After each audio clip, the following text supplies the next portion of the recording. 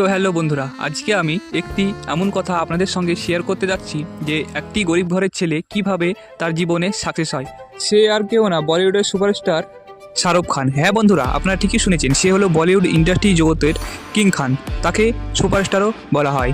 তো আজকে আমি তার জীবনে কিছু ঘটে যাওয়া কাহিনী আপনাদের সঙ্গে শেয়ার করব, যে এতটা পরিশ্রম করার পরে যে একটা মানুষ এরকম জায়গাতে পৌঁছাতে পারে, যে বলিউড জগতের সুপারস্টার হতে পারে।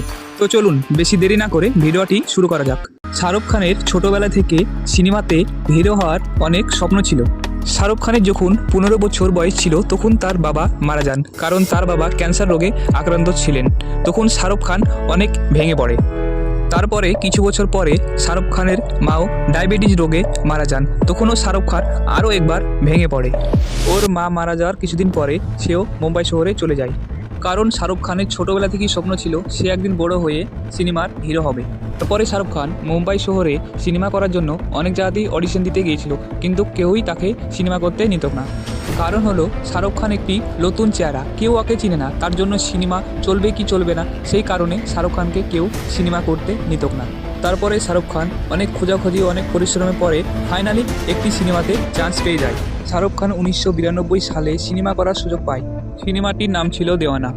কিন্তু এই সিনেমার ডাইরেক্টর ভয় করতেন যে শাহরুখ খানের নতুন চেহারা অডিয়েন্স দেখবে কি দেখবে না। তার জন্য অ্যাড থাম্বনেলে ঋষি কাপুর এবং দিব্যা ভারতীর বেশি করে চেহারা দেখানো হতো, তাতে অডিয়েন্স যেন সিনেমাটা দেখে। সিনেমাটি 1992 সালে মুক্তি পায়। ফাইনালি দেওয়ানা সিনেমাটি সুপারহিট হয়ে যায়। শাহরুখ খানের দেওয়ানা সিনেমাটি সুপারহিট হওয়ার পরে বলিউড জগতে শাহরুখ খানের ক্যারিয়ার শুরু হয়ে গেল। তারপরে শাহরুখ খান অডিয়েন্সের জন্য নতুন নতুন একের পর এক সিনেমা বানাতে থাকলো। অডিয়েন্স শাহরুখ খানের সিনেমা অনেক ভালো লাগতো এবং শাহরুখ খানকেও অনেক পছন্দ করতে লাগলো। শাহরুখ খানের দিলওয়ালে দুলহানিয়া সিনেমা এবং বাদশা সিনেমা অডিয়েন্সের কাছে আগেকার সিনেমার চেয়ে আরও অনেক সুপারহিট হয়ে গেল। তখন থেকে শাহরুখ খানকে এবং শাহরুখ খানের সিনেমা অডিয়েন্স পছন্দ করতে লাগলো। তখন থেকে শাহরুখ খানকে পেছে ঘুরে আর একবারও তাকাতে হয়নি। তারপরে শাহরুখ খান বেশ কিছু সিনেমা করার পরে কিছু বছর শাহরুখ খান সিনেমা করেছিল না।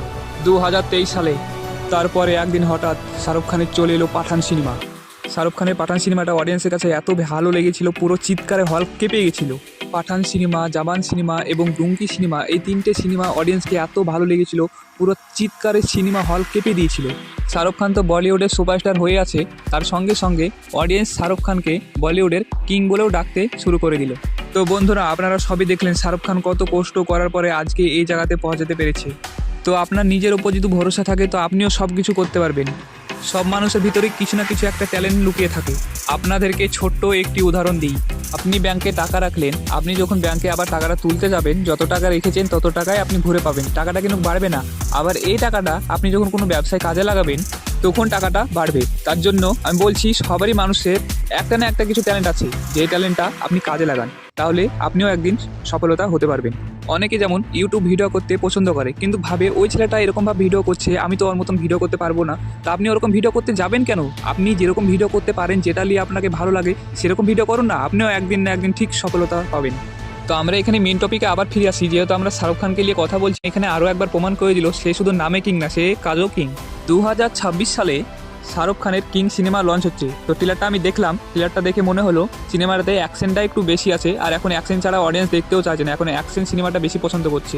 তো সিনেমাটা অনেক সুন্দর হবে, আপনারা যখন দেখবেন তখন বুঝতে পারবেন।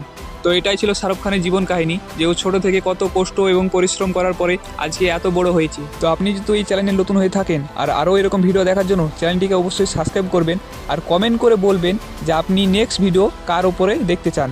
তো আজকের জন্য ভিডিওটা এখানেই শেষ করলাম, সবাই ভালো থাকবেন।